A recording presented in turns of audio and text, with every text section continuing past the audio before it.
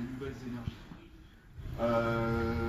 Donc cette dernière année, Toyota s'est vraiment impliqué pour optimiser tout le système hybride du véhicule. On a voulu faire en sorte que l'expérience hybride soit véritablement aboutie. Avoir un design toujours avant-gardiste en fait, comme la Plus l'a toujours eu. Et des technologies plus évoluées aussi qui vont au-delà de l'hybride et qui sont de série sur la voiture, qu'on va pouvoir vous expliquer juste après.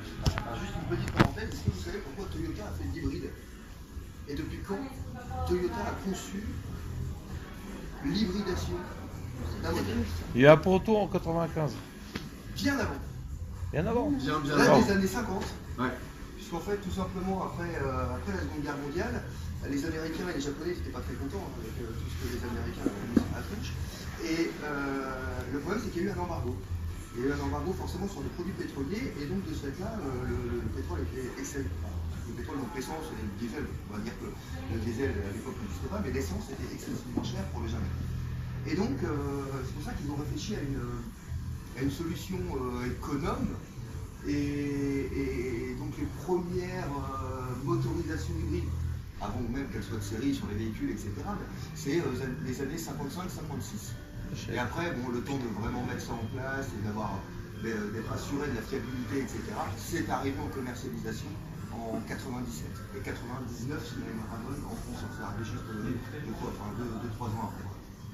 Donc voilà. Donc ça fait 60 ans finalement que l'hybride existe, de coupler un moteur essence et un moteur électrique.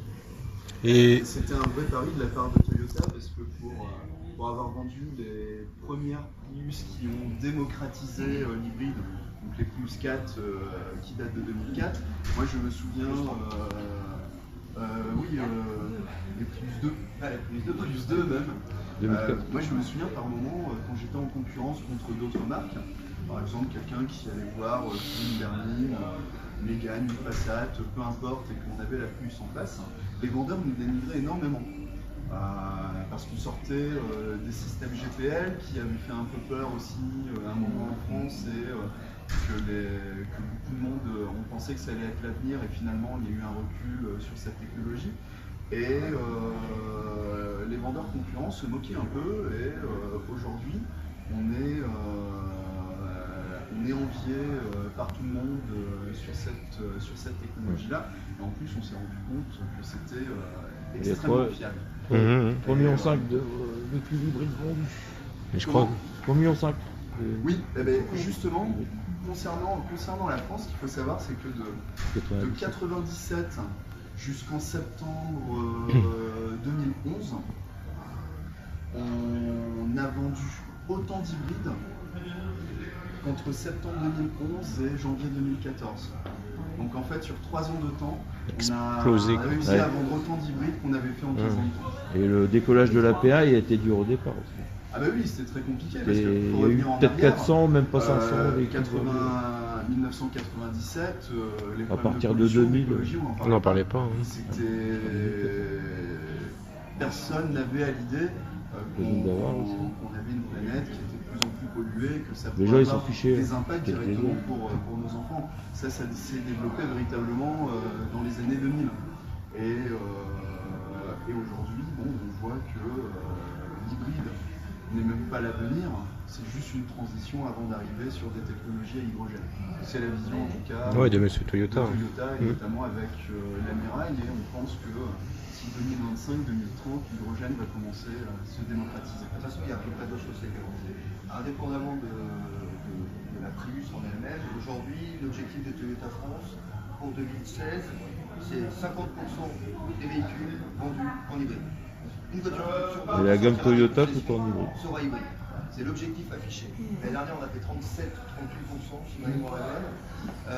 Donc on va très certainement pouvoir y arriver, sachant qu'on a la nouvelle Prius, on a le nouveau RAV4, et le RAV4 c'est aussi quelque chose qui était attendu depuis très longtemps, parce que le SUV RAV4 de chez Toyota, ça fait 20 ans qu'il existe, etc.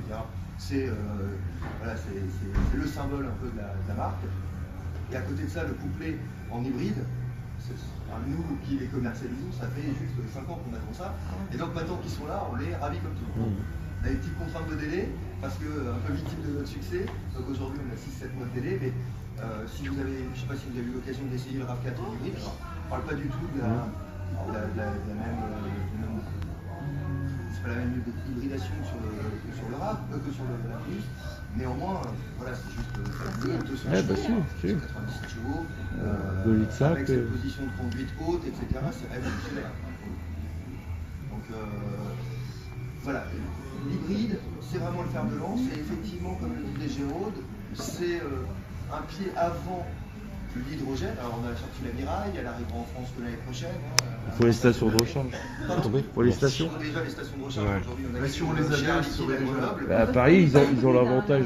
Ça commence à arriver, mais aujourd'hui il y a 3 ou 4 stations en France. Pas sur Paris. Donc en Allemagne, en Angleterre, Miraille ça existe, c'est déjà au catalogue et on peut en avoir presque autant qu'on veut. En France c'est plutôt prévu 2017. Et je disais là sur internet il n'y a pas très longtemps, Monsieur Toyoda a annoncé 2040, plus aucune énergie fossile utilisée dans nos véhicules. C'est-à-dire que ce sera forcément de l'hydrogène. Est-ce qu'on trouvera une autre technologie, peut-être à l'eau, tout simplement, ou j'en sais rien. Mais en tout cas, plus d'essence, plus de diesel dans aucun véhicule Toyota en 2040. 2040, c'est demain. Hein. C'est vite arrivé. Dans Hein. 25 ans, c'est très rapide. Mais ce qui veut dire qu'on va démarrer complètement la commercialisation là, très rapidement. Quand on voit le temps que ça a pris pour démocratiser l'hybride, ça a pris une dizaine d'années quand même. Ce qui veut dire qu'on va commencer à commercialiser sérieusement à partir de 2025. C'est même pas dans 10 ans. Et la Miraille, ils avaient prévu de faire 4000 unités la première année pour tout le monde. Elle est fabriquée encore au Japon. Fort du succès de lancement, ils ont doublé tout de suite les effectifs et ils annoncent déjà 10 000 unités par an. Ils vont peut-être améliorer le design de la Miraille. Oh, elle est pas. Elle est bien. Pour l'avoir vu en vrai, sincèrement, c'est pas mal. Avec l'évolution technologique. C'est pas mal. Telle que la Prius 3, la Prius 4. Ce qui est bluffant, si vous voulez, c'est bon, l'évolution. On a déjà des lignes un peu plus ressemblantes à la Prius. Oui, ça, la Prius 4, ça se prépare tout doucement. Elle ressemble à la Prius 1. On a eu quand même en début d'année à la convention à Annecy, la convention Toyota France avec tous les concessionnaires. Et l'introduction est faite par Pascal Ruche, le président de Toyota France. Et il nous fait un truc bluffant, c'est qu'il arrive avec une Miraille. Bleue. Oui, bleu. Elle est exposée à. Après j'étais un peu bleu, moi.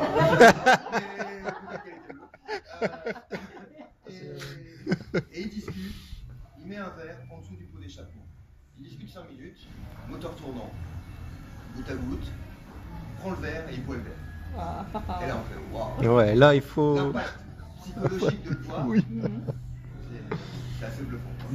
Alors on voit ça, on se dit ça y est, on a un tournant. Un vrai tournant, puisque c'est pas un prototype, c'est commercialisé. Ouais, ça existe déjà. Et maintenant, c'est juste une affaire en fait d'économie d'échelle pour arriver sur des tarifs abordables. Et puis il faut aussi qu'il y ait un. Là, le problème, c'est que c'est les pétroliers qui mènent la danse. Et les pétroliers, ils fournissent pas de gaz. Mais ils se recycleront de toute façon. Ils seront obligés de se mettre au gaz parce que sinon c'est pas. Enfin, ou alors il faut créer tout un réseau de stations, il faut qu'il y ait quelque chose qui. Une société qui distribue que du gaz, quoi, parce que. On a déjà du mal aujourd'hui avec le 100% électrique. Oui, et puis même. Alors que pourtant le 100% électrique c'est fait par Renault et indirectement par l'État français. Même déjà l'éthanol, ça marche pas, quoi. Il n'y a pas d'effort de. Voilà, non, bah là c'est fini. Ouais. Donc j'espère que demain on l'aura. De toute façon, l'électrique avec le fil à la patte, ça n'a pas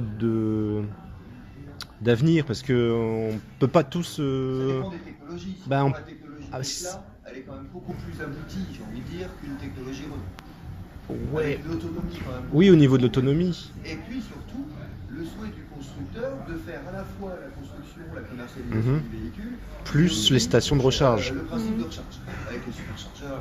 Donc aujourd'hui, Tesla en France, c'est quoi? C'est 4-5 concessions ou quelque chose comme ça. Et ils sont en train d'alimenter en bord des superchargeurs de Paris à Avignon. Ouais, ils font un corridor. La 4 ou quelque chose comme ça. Avec tous les 300 km une station superchargeur. Est-ce que ça marchera, est-ce que ça marchera pas? On voit néanmoins que plus en plus dans les IMAT, il y en a qui sont des Tesla. Et on en croise. C'est l'autonomie, hein. L'autonomie. Maintenant, L'autonomie, comme la Tesla, mais au niveau prix-vente. Ah, parce qu'une Tesla, c'est 60 ou 70 000 euros. Ah, Ouais, minimum, Même ouais. 100 000. même, ouais, enfin la première, La S. la première est à 70 000. Voilà, la Moi, S. j'ai eu l'occasion de l'essayer une fois. Ah, c'est autre chose, ouais, c'est sûr. Mais je veux dire, celui Monte qui est, Carlo, on a l'occasion de voir aussi. on a, En vrai. celui qui habite en appartement, etc., quoi, on peut pas la brancher. On a beau avoir les superchargeurs. Oui, voilà, ouais. Vous n'allez pas jeter votre câble Voilà. sur votre balcon pour Parce aller qu'on charger on en voit des gars qui rechargent leur Zoé en lançant le fil de leur appart. votre Mais batterie. Et encore, parce que les Zoé, on est obligé d'avoir un transformateur. Ouais, un truc, donc mhm. ça, je ne le branche pas sur. non, ça n'a pas comme moi. Non. Donc c'est pour ça que l'hydrogène, il a son avenir, parce que on manque de place, manque de. Enfin, c'est pas possible, quoi. Avec le fil, c'est pas possible, quoi. Ça, c'est Et on attend la 4 aussi. fin d'année. Elle va être en rechargeable. En rechargeable. On n'a rien dit Non. sur ce sujet pour le moment. Ça n'a pas été La évoqué, prise pas rechargeable, un seul c'est une mot. demande française. Hein. Ah oui. Ah ouais. Même les Feria, ils sont pas pareils. Mais c'est celle-là, On la suppute. clientèle française qui a demandé d'avoir une solution rechargeable. Et c'est pour ça que les unités sont quand même relativement faibles, et c'est pour ça aussi qu'on a un écart de prix entre une Prius classique et une Prius rechargeable qui a été quand même assez important. Alors, compensé par un Pour les 20 bonus kilomètres. un peu meilleur, machin, mais néanmoins il y avait quand même L'amortissement n'était pas. 5 000 euros d'écart. Ouais. L'amortissement n'est pas atteignable en faisant 15 000 km par an. 20 km, 25. Ça n'avait pas trop d'intérêt. Sur les températures On aussi. voyait les progrès qui ont été faits sur les Ouais, mais suivant les températures. Monsieur te connaît déjà. Suivant les températures, l'hiver, non, on fait 20, on fait 18. Et l'été, on fait 25. Ouais, c'est bien. On a réussi à faire 23. 23, bah, c'est suivant les températures aussi. Après, on l'a fait en été. Ça se met en Moi sécurité. j'ai réussi à battre le record, à dépasser les 25. Ouais. Mais, C'est spécial. C'est bien. Non mais Gérard, lui il a un peu poussé, quoi. Il est descendu, il a dit viens pousse. Ouais, sa femme. Il faut voir l'état de sa femme, hein. En sueur. J'ai fait 25. Tiens, voilà un billet de 10, tiens. Oh merde. oui, parce que je suis pas là. Merci, c'est gentil. Bon, et si vous avez l'ingénieur en chef Toyota qui a conçu la Prius, bon là ils expliquent en fait que ce slide va vous permettre d'apprendre l'émotion et les objectifs en fait qui ont donné naissance à ce nouveau véhicule. Ce sera un peu le fil conducteur, il va revenir, monsieur Togoshima, là. Il va revenir 3-4 fois dans la présentation et il va. C'est pas mal fait. Vous allez voir. Où il donnera des petits détails. Voilà. Donc là, lorsqu'il a entamé le développement de cette puce nouvelle génération, il savait qu'il y avait de gros défis qui l'attendaient. D'abord, il voulait s'assurer que ce soit la nouvelle Prius soit digne de ce nom, parce que c'est un véritable challenge. La Prius, c'est la voiture qui fait le plus parler sur les forums internet. 50% des conversations sur le net sont dédiées à la Prius au niveau mondial. C'est assez impressionnant. Et donc, quand on espère. Plus signifie précédé. Et aussi parce que c'est le premier modèle qui adopte ça, une nouvelle plateforme Toyota. Oui, mais faire un gros port avec. Ouais, bah, ça va. Alors là, tu rêves que j'arrive à faire un gros. Cette plateforme Ah si, t'as raison. va servir à fabriquer Sur le volet. une nouvelle Toyota dans le futur, dont le Toyota CHR qu'on attend aussi avec impatience pour la fin de l'année et qui sera avec le moteur de la Prius 4. Voilà, et l'intérêt de cette nouvelle plateforme TNGA, c'est d'avoir de plus en plus de composantes identiques dans différents modèles, ce qui nous permettra de pouvoir réduire les coûts de production et donc forcément, j'espère, les prix de vente, c'est pas moi qui les détermine, c'est Toyota, mais on espère. Et ensuite, ça permettra d'être beaucoup plus réactif dans les changements de modèles, dans les carrosseries, dans les châssis, etc. Et de pouvoir adopter ça sur différents modèles, et notamment la deuxième voiture qui va sortir sur la nouvelle plateforme TNGA, ça va être le CHR, donc l'équivalent d'un mini RAV4 qui existera soit en essence traditionnelle, soit en hybride. Ah, je hybride pensais complètement qu'il diesel. serait uniquement en hybride. Pour l'instant, diesel, il n'est pas du tout. Non, mais uniquement hybride, je Non, en pensais. fait, il faut savoir que en essence également. Quand même. au niveau mondial, Pour Toyota la boîte raisonne, mécanique. Bah, Parce qu'il y a des gens qui sont concurrencer le Qashqai. contre les boîtes auto, et donc finalement il va falloir aussi qu'on puisse apporter une solution pour ces gens qui préfèrent encore une boîte mécanique. sont bêtes. Ils sont bêtes, oui, c'est vrai que quand on y a goûté, on a goûté. Mais chez Toyota, en fait, on raisonne véritablement au niveau mondial. Et en fait, le diesel, ça concerne uniquement l'Europe de l'Ouest. Et le diesel est un marché qui est en train de perdre des parts. On le ressent dans le milieu depuis l'affaire Volkswagen au mois d'octobre. Ça Même en s'est France. véritablement accentué. Et on s'est mis à revendre des voitures que l'on vendait plus auparavant, comme des AV6 ou des Verso avec des gros moteurs essence. Là actuellement, par exemple sur Leclerc, j'ai une dizaine de versions en cours de commande. Sur cette dizaine, j'en ai 7 en essence. Alors qu'avant, j'en vendais un tous les 2 ans. Donc, Et on le voit aussi sur les petites Yaris, les Yaris diesel, on en a moi, pas en c'est stock. 3 par an. On en a pas en stock. On en prend une plus en stock. Et on va en vendre, donc Géraud des Bois qui gérons 6 concessions, aller sur 1200, 1300 voitures qu'on va vendre cette année. En Yaris diesel, on va en vendre, pas 10. Ouais, Pas c'est 10. sûr. Et si on en vend plus que 10, c'est qu'à un moment, on aura fait une flotte de voitures avec des voitures sociétés, machin, tout Ouais. voilà. Même les, On en a pas eu en stock. même les voitures de société, ils passent à l'essence? Ouais. Ah ouais? Et même de plus en plus en hybride, Mhm. avec la L'exonération, la TVTS qui saute, ouais. Pour lui, au moins. TVTS qui saute, quoi. Mhm. Là, Ça change vraiment. Mhm. par exemple, nous avions le parc de la communauté urbaine de Dunkerque qui était exclusivement diesel, Mhm. avec des Twingo diesel aussi dedans. Et on vient de recevoir là Une nouvelle 65 commande. de véhicules hybrides. Parce qu'ils étaient déjà avec des Yaris. Ah, c'est la mairie, la Yaris, d'accord. La mairie était en Yaris hybride, et là, la communauté urbaine va, Elle a fait passer commande, elle a laissé tomber ses Zoé. C'est bien. Ce sera même Moi aussi, j'ai fait. puisque les véhicules utilitaires sont des combis Z2 et les véhicules de service, ça va être exclusivement de l'hybride. Non, parce que. Une centaine de voitures qui vont rouler hybride entre la mairie et la communauté. Mhm. Parce qu'ils avaient essayé la Zoé, mais en fait, nous on avait rigolé une fois. Hein, ils étaient venus à Onscott avec une Zoé, et voilà. Hein, Monique? Non, ils devaient venir et puis ils avaient été jusque Brédune, quelque chose comme ça, mais ils avaient trop forcé sur l'autoroute. Ils nous ont appelés en disant on n'arrivera pas jusqu'en Scott, donc désolé, mais ce sera pas pour aujourd'hui. Et moi, j'étais contraint à Boulogne, parce que j'essaye depuis 2 ans d'attaquer la mairie de Boulogne en disant, attendez, plutôt que de prendre. Eux, ils ont fait le pari du 100% électrique. Attendez, prenez une Yaris hybride, etc. En plus, on a entre guillemets. Bah, c'est l'autonomie. Une chance ou pas, mais on a une chance, c'est d'avoir notre maire qui est quand même un ancien Mhm, ministre. mhm. De favoriser, si on part sur de la Yaris. Du transport, ouais, en plus. De favoriser, si on veut vraiment favoriser l'emploi dans la région, partez sur de la Yaris hybride, c'est fabriqué, c'est des ch'tis, nanana, le dalle, hop, je prends Bon. la Zoé, je prends du machin. Il y a un petit bot chiche en dessous. Ouais, peut-être, alors moi je rentre pas dans le jeu là, mais Non, mais. et voilà. Non, mais ils se Et je rendent trouve compte ça, des limites. Après, s'ils peuvent Non, faire mais- moitié-moitié, ce serait déjà bien. ce serait déjà, et ben aujourd'hui, Bon, je- ils veulent. Alors, on a un exemple sur la mairie de Dunkerque avec. Bah oui, et la Zoé, attends. Comment veux-tu que. Ah, Renault, bah oui. Une dizaine de Zoé, ils ont 25 Yaris hybrides, les Zoé sont laissés de côté. Ah bah c'est sûr. Hein. La Zoé, pourquoi elle marche? Parce qu'il y a de l'aide. Sur le papier au départ, c'est super séduisant. Puis même, je suis sûr que. La concurrence déloyale. Bah oui, parce que c'est sponsorisé par l'État, quoi. C'est certain. Voilà, c'est certain, quoi. C'est un peu borderline. Il y a un abus, oui. Non, mais Mais bon. sur les fermes, ils regretteront. Mais de toute façon, ils s'en rendent compte qu'à l'usage, ça va pas, quoi. Ils s'en rendent compte. Mais je pense que l'objectif annoncé de Renault de faire que du 100% électrique à horizon 15-20 ans, je pense qu'ils feront. Je vois pas comment ils vont réussir.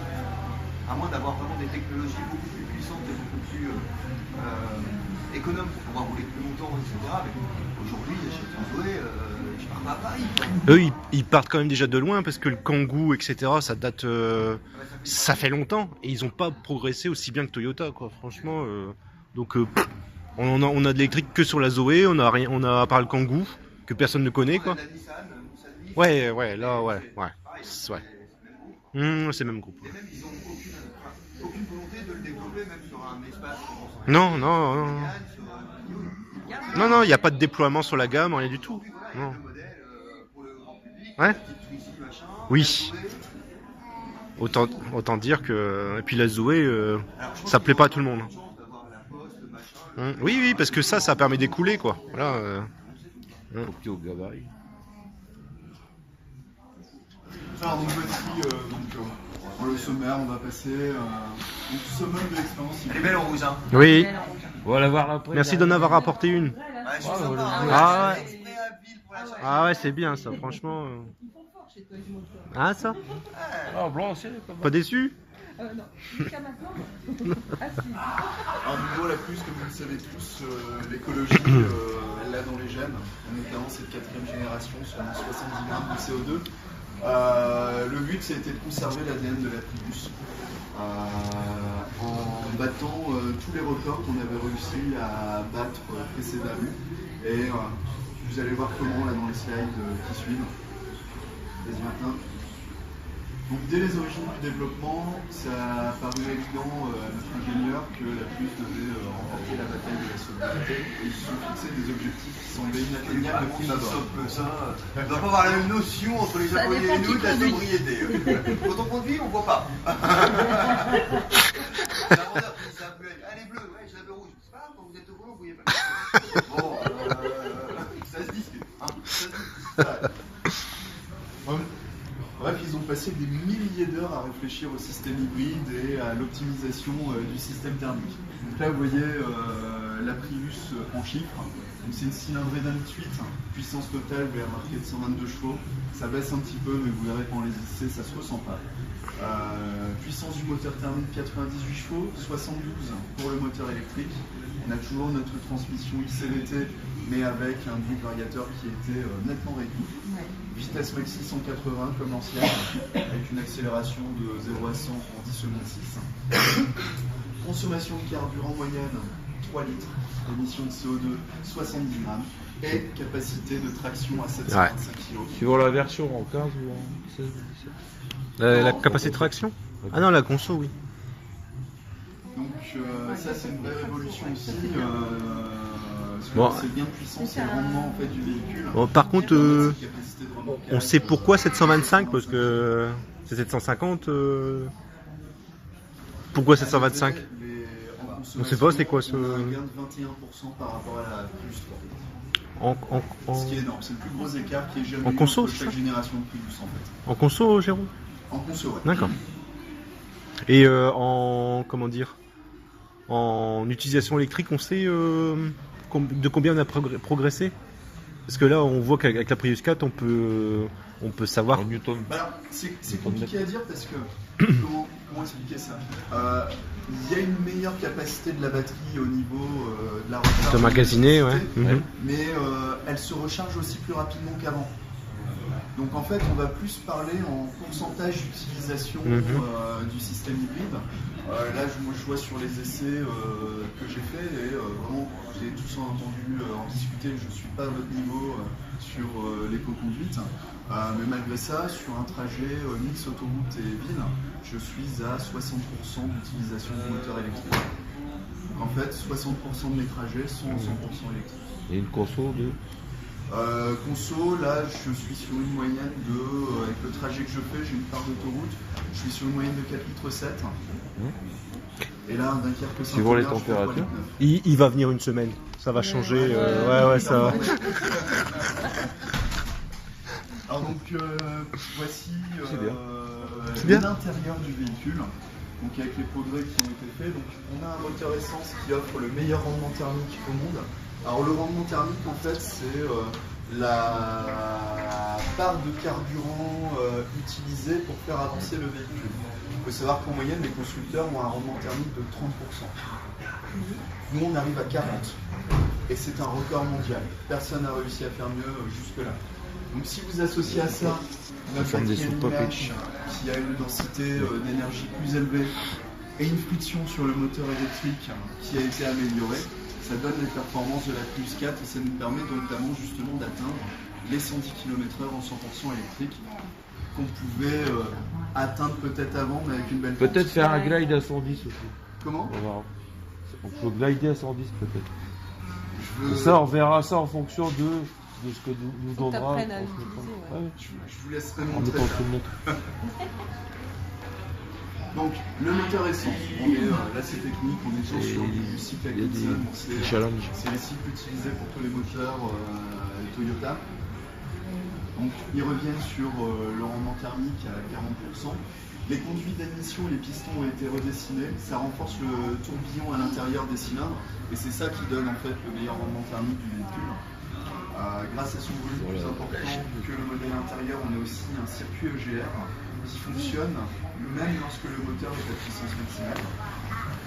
Les frottements des pistons et des organes de rotation ont été réduits et le débit de la pompe à huile est optimisé.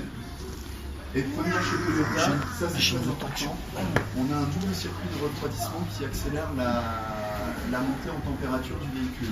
Parce qu'en fait, quand on faisait des courts trajets avant avec un véhicule hybride, le trajet d'un kilomètre, on va profiter du système hybride seulement 300 mètres. Là, ça s'est nettement réduit. Et c'est la partie en fait où le moteur thermique chauffe, où la partie électrique sert quasiment à rien. Donc là, grâce à ce système de circuit à double refroidissement, on a nettement amélioré cette partie-là. Gérode, quand elle est froide, donc c'est le premier démarrage, comment... Bon, donc le moteur thermique se met en route, c'est ça? Alors le moteur, au début, on démarre, on est en 100% électrique. Donc il va... La façon dont on appuie réclame le moteur thermique dès que l'on met la ventilation, le moteur thermique se met à préchauffer. Mais est-ce que je la sors du garage? Ouais. Est-ce que le moteur thermique va se mettre en route parce qu'elle dit bon moi je vais aller sur la route? Alors tout dépend. Marche arrière, ça non. Si en fait c'est la première impulsion qui va déclencher. Si c'est tout doux, si on appuie vraiment doucement, ça va rester en électrique. C'est au moment où, de la façon dont on appuie, la voiture sent que le moteur thermique va devoir se mettre en route, donc là le préchauffage démarre. Bien à froid. À froid. Elle préchauffe bien plus rapidement. Je trouve qu'on va le laisser par terre, tu sais. Parce que moi, tu vois, je vais descendre Marche arrière. marche arrière. Elle se met pas en route. Électrique. Ah, là, elle se met pas en route. Dès que j'accélère un peu, C'est au moment où Là c'est là qu'elle se met en route. Est-ce que t'as... déjà, Parce que moi je la sortais du garage et elle se mettait en route. Et c'est ça qui me tuait parce que je pouvais pas être tout en électrique dans le village. En fait, elle se mettait elle montait à 40 degrés en sortant du garage, donc déjà je consommais je sais pas combien. ton bouton relevé. Oui, je la forçais, oui, non mais c'est je la forçais comme ça en EV. Si elle était bien chargée la veille, je pouvais partir en EV. Voilà. Mais quand il pense pas, que t'es mal réveillé ou machin. Ça, quoi. Donc en fait, je consommais 6-7 litres dans la semaine, quoi, parce que j'étais tout le temps à faire tourner le moteur. Juste machin, sortant le préchauffage, dans le temps de fermer la porte de garage, tout ça, de parler un petit peu, hop, le moteur il s'éteignait. Je pouvais aller dans le village en électrique. Je sortais du village, bam, en route. Et j'arrive à la ville, là le moteur il s'éteint, quoi. Donc le moteur jamais chaud, quoi. En fait, si vous voulez, c'est un peu comme en économie, vous avez la partie où le moteur préchauffe, en fait, c'est un peu comme dans une entreprise où vous avez une charge fixe. Plus vous allez faire de chiffres, plus cette charge fixe, en fait, va finalement être faible par rapport au chiffre d'affaires. Et là, c'est pareil avec les kilomètres. Plus vous allez faire de kilomètres. Ouais, voilà. Le week-end, je rattrapais, mais... Et c'est pour ça que les consommations qui sont données par Toyota sur la Prius, c'est sur un trajet de 12 km. 12 km. C'est le trajet nécessaire, en fait, mix autoroute et ville, pour atteindre ces consommations. Si vous le faites en 5 km, ça ne marchera pas. Sauf si la voiture est déjà chaude, batterie pleine, etc. La batterie hybride. Donc, le couple nickel-hydrure métallique assure à la batterie des performances optimales, même à température extrêmement chaude ou froide. C'est vrai que, on l'a tous vu, que la consommation varie en fonction qu'on soit en été ou en hiver. Donc, il y a des améliorations pour que cet écart de consommation soit plus faible.